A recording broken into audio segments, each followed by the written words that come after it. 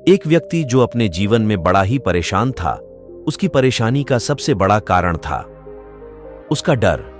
अगर वह कोई काम करने की सोचता तो उसके मन में विचार आते कि क्या मैं इस काम में सफल हो पाऊंगा। अगर मैं असफल हो गया तो न जाने क्या होगा। जितना समय वह व्यक्ति किसी कार्य को करने में लगा सकता था, उतना समय वह मात्र इन व्यर्थ के विचारों के बारे में सोचकर ही खर्च कर देता। एक दिन रास्ते से जाते समय उसे एक बौद्ध भिक्षु मिलते हैं। वह व्यक्ति बड़ा ही परेशान था। इस कारण उसने सोचा क्यों ना इन बौद्ध भिक्षुक से अपनी परेशानी का जवाब मांगा जाए। इसलिए वह बौद्ध भिक्षुक से कहता है, महाराज, मैं बड़ा परेशान हूं। मैं जब भी कोई काम करने की सोचता हूं तो मन में डर आ जाता है कि कहीं मैं इस काम को करने में असफल ना हो जाऊं, और इसी सोच विचार में मेरा इतना कीमती समय गुजरता जा रहा है कि मैं क्या बताऊं। अब मुझे स्वयं पर ही संदेह होने लगा है। महाराज बताइए, क्या मैं अपने इस डर को कैसे खत्म करूं?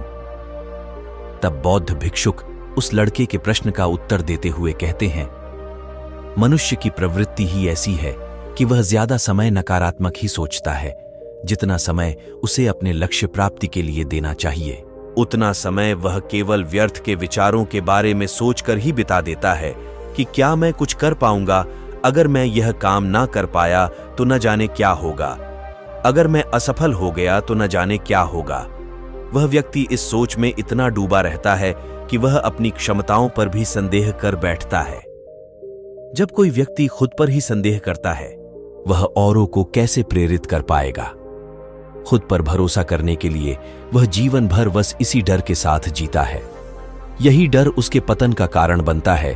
किंतु अगर इस डर का सही तरीके से इस्तेमाल किया जाए तो यही डर उसकी सफलता का सबसे बड़ा आयाम बन जाता है।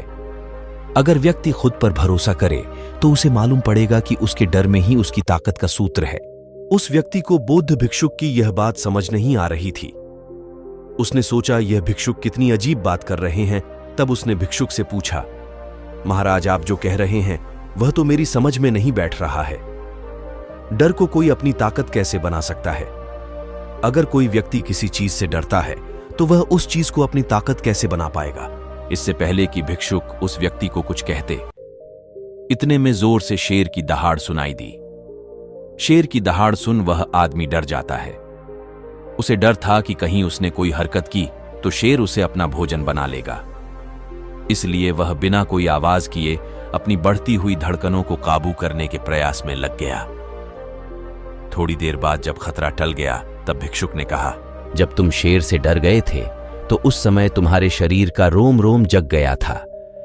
जंगल से आ रही छोटी से छोटी आवाज को तुम बहुत ही गहराई से सुन रहे थे। तुम में इतनी एकाग्रता थी कि जैसी एकाग्रता तुमने पहले कभी महसूस ना की हो। शेर आने से पहले तुम्हारे दिमाग में तरह तरह के विचार घूम रहे थे, यानी तुम्हारा दिमाग कहीं एक जगह पर नहीं था।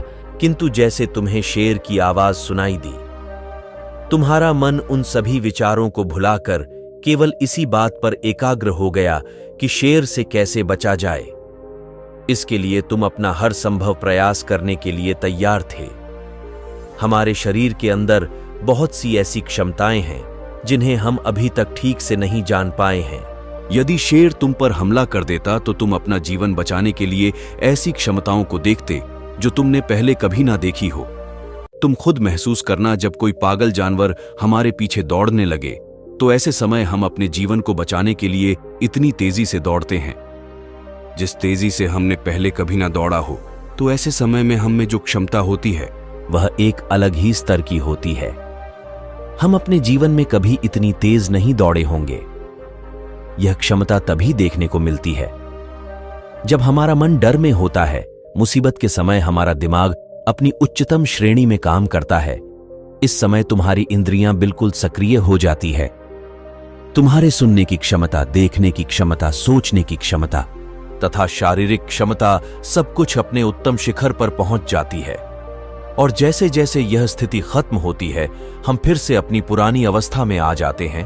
तब बौद्ध भिक्षुक अपनी बात को आगे बढ़ाते हुए कहते हैं, परीक्षा के पिछले दिन जिस गति से हम रट्टा लगाते हैं, यदि हम उसी गति से कुछ और दिन तैयारी कर लेते तो परिणाम हमारी सोच से बड़ा आता। तब वह आदमी बौद्ध भिक्षुक से पूछता है, महाराज, मैं अपने डर को ताकत में कैसे बदल सकता हूं? तब भिक्षुक ने मुस्कुराते हुए कहा, सबसे पहले तुम्हें इस बात को जानना होगा कि डर दो प्रकार का होता है, एक है मानसिक तथा दूसरा है शारीरिक डर। तब भिक्षुक ने अपनी बात को आगे रखते हुए कहा, मान लो कि तुम एक जंगल से गुजर रहे हो तो तुम्हारे मन में यह ख्याल आ रहा है कि कहीं तुम्हें रास्ते में शेर ना मिल जाए। अगर शेर आ गया तो न जाने क्या होगा।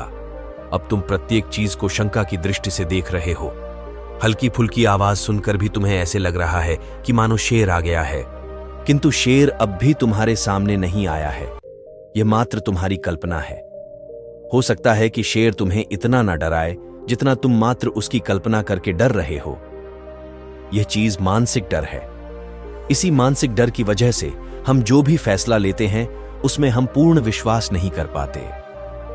हालांकि ऐसा नहीं है कि हम वह कार्य नहीं कर सकते, किंतु हमारे अंदर जो हारने का डर है वह हमें सफल होने से रोक रहा है और समय भी हमारे हाथ से निकलता जाता है।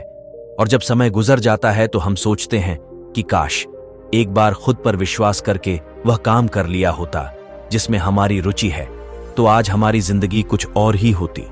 हम अपने जीवन में डरते डरते उन पहलुओं से सदा के लिए वंचित हो जाते हैं जिन्हें हम अनुभव कर सकते थे। किंतु याद रखो, मानसिक डर बेकार नहीं है। यह हमें एक ऐसा राह दिखा देता है जिससे हम अपने पूर्ण जीवन को बदल सकते हैं। उदाहरण के तौर पर, यदि हमें पता है कि जंगल में शेर रहता है तथा हमें उस जंगल में जाने की आवश्यकता भी है, तो उस समय हमें अपने मानसिक डर को अपनी शक्ति के रूप में बदल सकते हैं। हम ऐसे उपाय कर सकते हैं जिससे अगर जंगल में शेर आ भी जाए तो हमें नुकसान न पहुंच पाए। समस्या केवल तभी आती है जब हम केवल इस डर के बारे में सिर्फ सोचते ही रहते हैं, उस डर को शक्ति बनाने का कोई प्रयास नहीं करते। इसलिए सबसे पहले कोशिश करनी चाहिए डर को शक्ति के रूप में बदलने की। ज्यादा सोच विचार करने की जगह इतना समय अपने डर को शक्ति के रूप में बदलने की। यही मानसिक डर मनुष्य के पतन का कारण बनता है, तथा जब डर को शक्ति के रूप में बदलने की कोशिश हो तो यह मनुष्य को एक अलग ऊंचाई तक पहुंचा देता है। किसी चीज में हम कौन सा गुण देखते हैं, यह हमारे ऊपर है। एक सकारात्मक सोच वाला व्यक्ति फेंके गए पत्थरों से भी महल बना सकता है, वहीं दूसरी तरफ एक अज्ञानी मनुष्य केवल इन पत्थरों को दूसरों पर फेंकने के लिए ही इस्तेमाल करता है।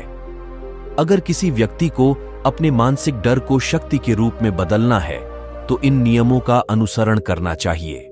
प्रथम, अपने विचारों का निरीक्षण करना, यानी हमारे कौन से विचार कार्य करने लायक हैं और कौन से विचार मात्र व्यर्थ की कल्पना है। इस चीज पर विचार करना, हम ज्यादातर उन चीजों के बारे में ही सोचते रहते हैं जिनकी हमें कोई जरूरत नहीं है, तथा जिस चीज की हमें जरूरत है उस चीज के ऊपर हम अपना ध्यान नहीं देते। हम उन व्यर्थ के ख्यालों के आदी हो जाते हैं जो हमारे अंतर्मन में डर पैदा करते हैं। हम उन व्यर्थ के विचारों के चलते अपना समय और ऊर्जा सब नष्ट कर देते हैं, तथा फिर हमारे पास बस रह जाता है केवल पछतावा। दूसरा, डर का सामना करना। अगर मुझे घोड़ा चलाना सीखना है और मैं इस डर की वजह से घोड़ा नहीं सीख पा रहा हूं कि कहीं कोई दुर्घटना ना हो जाए, कि कहीं मेरे साथ कुछ बुरा ना घटित हो जाए, और इसी सोच में मैं अपना एक लंबा जीवन बिता चुका हूं, तो ऐसे में जरूरत है उसे डर का सामना करने की, यानी घोड़ा चलाना सीखने के लिए प्रयास करने की। हम जितना मुश्किल जीवन को बना देते हैं उतना मुश्किल हमारा जीवन है नहीं। इसलिए डर का सामना करना भी हमें मानसिक रूप से शक्ति प्रदान करता है। तीसरा, अपने डर को स्वीकार करना। हमें जिस चीज से डर लगता है उस चीज को स्वीकार करना चाहिए तथा डर को खत्म करने के लिए प्रयास करना चाहिए। किंतु कोई डर तभी खत्म हो सकता है जब हम इस चीज को स्वीकार करें कि हमें उस चीज से डर लगता है। उस चीज को स्वीकार करना चाहिए तथा डर को खत्म करने के लिए प्रयास करना चाहिए। किंतु कोई डर तभी खत्म हो सकता है जब हम इस चीज को स्वीकार करें कि हमें उस चीज से डर लगता है। उदाहरण के तौर पर, यदि मुझे कोई भाषा सीखनी है, चाहे वह संस्कृत है, यदि हमें मालूम है कि हमारी संस्कृत कमजोर है, तो हमें इस चीज को स्वीकार करना चाहिए तथा इस कमी को पूरा करने के लिए सच्चा प्रयास करना चाहिए।